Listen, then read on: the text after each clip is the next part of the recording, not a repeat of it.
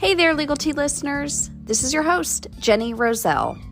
Welcome back for another episode of Legal Tea.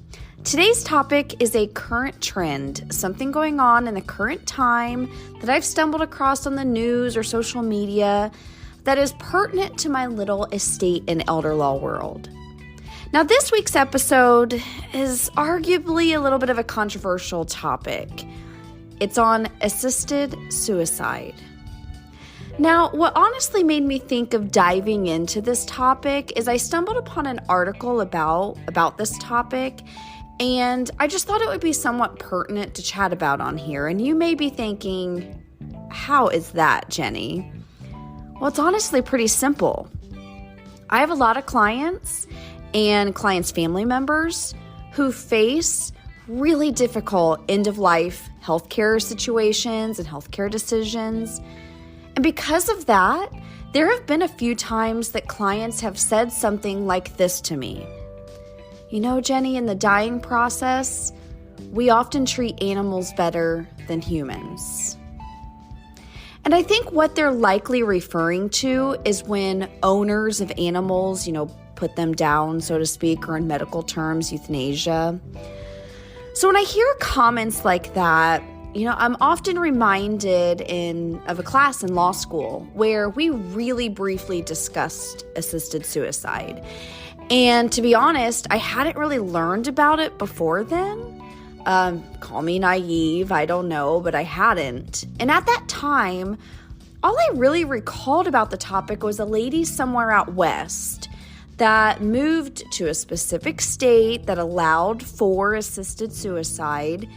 And she gained residency in that state and then proceeded to move forward with it. And that was my extent. That's all I really knew of the topic. And I'm not even sure at the time of hearing that story if I knew that's what it was. So fast forward a handful of years later to today, when I stumbled upon the Daily Mail article that I have linked on this episode by James Reinl on assisted suicide. And before I even read it, I thought, why not do a Legal Tea episode on it? It's out there. And whether someone thinks it's good, bad, whatever, that doesn't matter for today. Today is about education and learning and staying fact-based. So if there are any Legal Tea listeners that were once like I was, where I didn't really have a clue what it really was, and to be honest, I'm certainly still no expert on it today. I'm still learning. I'm still educating myself. And to be honest, researching for this episode taught me a lot and honestly, made me think about it a little bit deeper. So today, I hope at least people will cause people to be better informed when they decide whether it's an issue that they're going to be for or against. And speaking of being for or against it, as well as how I mentioned earlier that it's arguably a controversial topic, I found some surveys that were done on this assisted suicide topic, and I wanted to share a few results of them. According to a Gallup survey conducted just in 2020, which is the most recent one I could find performed, 74% of U.S. adults said that doctors should be allowed to end the life of a patient with an incurable disease by some painless means if the patient and the patient's family requests it. 4 years prior, in 2016, a similar study was done, also by Gallup, and instead of 74%, it was 69%. So in 4 years, it gained 5% in approval. A couple of other surveys I found that I want to mention. One was in 2014. A different company did a survey, Harris Poll, and they found that 74% of adults agree that individuals who are terminally ill have the right to choose to end their own life. In a final survey, this one was done in 2014 also, and it found that 17,000 U.S. doctors, which represented 23 different specialties, were surveyed by the company Medscape, and 54% of those doctors believed assisted suicide or medical aid in dying should be available as an end-of-life option. And I just think those are really interesting results. And it seems doctors are about 50-50 on it, kind of pretty split on this issue.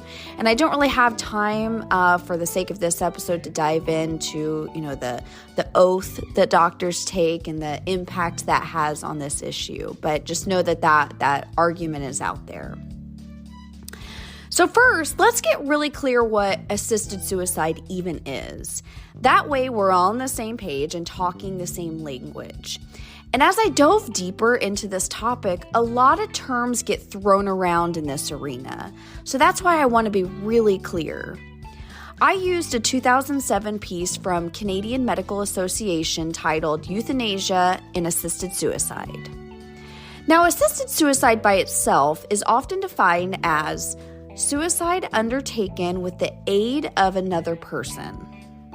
Though many people tend to group assisted suicide and physician-assisted suicide together, even though they're technically different. Physician-assisted suicide is quite literally what it sounds like. It's assisted suicide conducted or performed or maybe aided by a physician. It's an important clarification because, as Wikipedia notes, there are many jurisdictions that have made it illegal to help a person die by suicide, even if there is a physician involved. Part of the issue with this topic is there's a lot of talk about what is the appropriate term of art to use. As Wikipedia explains, whether someone agrees or disagrees with it plays a big part in what term of art gets used.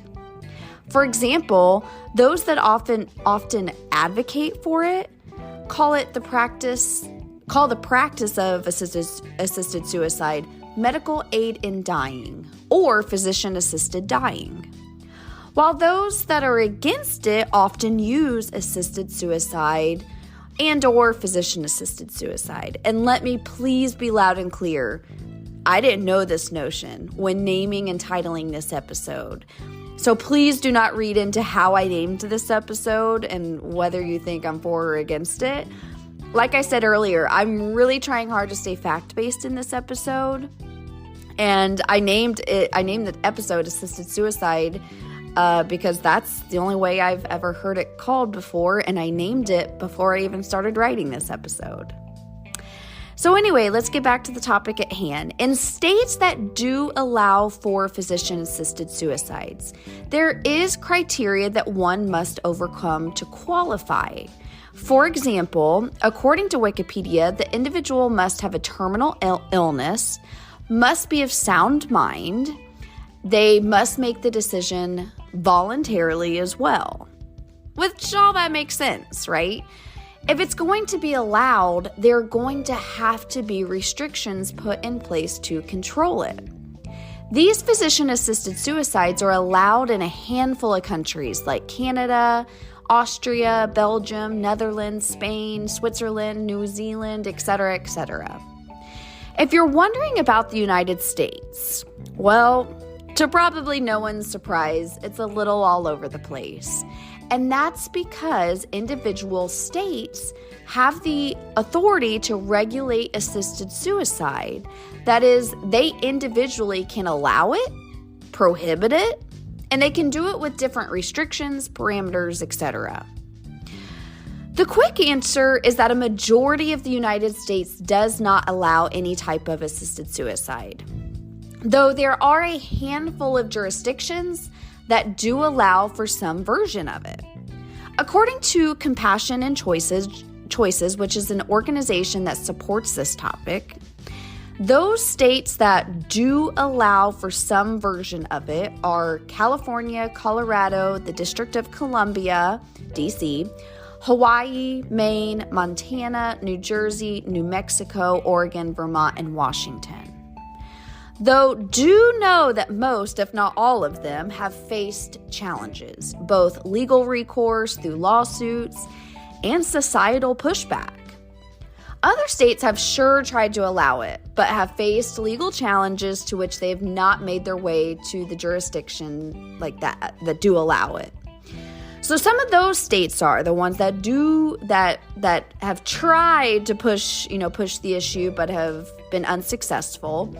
are Alaska, Arizona, Connecticut, Florida, Maryland, Massachusetts, New York, Nevada, and Tennessee.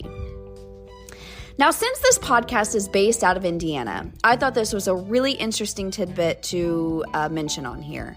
Just this year in 2023, and we're sitting here in, at the first quarter of 2023, House Bill 1011 was introduced by Representative Matt Pierce on this topic to allow it. So here in Indiana, we'll have to keep our eyes peeled on whether this bill makes its way through the process successfully, or whether it gets shot down and doesn't get any support. So yeah, needless to say, our country is a little bit all over the place on this issue, on this topic. And in my research, I read so many stories of those that support it, those that don't support it. Like the person I referred to at the beginning of this episode, who I had heard moved to a specific state, which, had allowed for assisted suicide. She gained residency and then proceeded to move forward with it. Well, that person's name was Brittany Maynard. So her story is, after being diagnosed with a form of brain cancer, she had surgery to remove the cancer. Unfortunately, though, it returned a mere 3 months later in a more harsh fashion. At that time, she moved from California to Oregon, and at the time, California did not allow it. So they're on the list now, but they didn't allow it at that time. And she proceeded to utilize Oregon's Death with Dignity law. And on November 1st, 2014, Brittany Maynard died with drugs prescribed by her doctor. She left a final post online that said, "Goodbye to all my dear friends and family that I love. Today is the day I have chosen to pass away with dignity in the face of my terminal illness, this terrible brain cancer that has taken so much from me, but would have taken so much more." Conversely, the Daily Mail article that I, recently stumbled upon that, started this whole diving into this topic, that article started with a story about a lady named Alice Bozeman. And she's a mother of 4 who in 2009 had a doctor say she had terminal lung disease that would kill her within 6 months. And she said that her doctor sort of hinted at taking advantage of assisted suicide laws in their state of Washington. Surprising to her and her doctor, Alice proceeded to live nearly 12 more years and ended up dying at the age of 72. Alice's story is told through her daughter, Anita Cameron, and Anita goes on to share about her own medical journey involving multiple sclerosis. And she argues that these assisted dying rules, quote, make the sick and disabled look indispensable, end quote. So you hear stories about Brittany Maynard, and you hear stories about Alice Bozeman. And, this Daily Mail article goes into more stories on both sides. So if you're interested in this topic, I encourage you to, give it a read. This topic can really get difficult, huh? So as we start to wind this episode up, I think the important thing to know and hear is something I said earlier, that unless something happens federally or through the U.S. Supreme Court, right now, every state has the authority to regulate assisted suicide. That is, they can individually allow it, prohibit it, and they can do so with different restrictions and parameters. So if it's an issue that really resonates with you and causes you to passionately advocate for it or not, be sure to get involved and gain a better understanding of your local and state politics to support those that support what side you support. I have a feeling this topic will continue to be bigger and bigger, a bigger and bigger issue and topic. So, this will certainly not be the last that you hear of it. Like here in Indiana, the bill that got introduced. That just got introduced this year in 2023. And if you don't understand how laws work, and I'm saying this not sarcastically at all, I would encourage you to YouTube the video from Schoolhouse Rock called "I'm Just a Bill." And I'm not kidding. It's a classic and it describes things so well. I say this because some people may hear me say that this bill got introduced, and they may not understand what that means. So it's not law. It's just kind of getting proposed right now.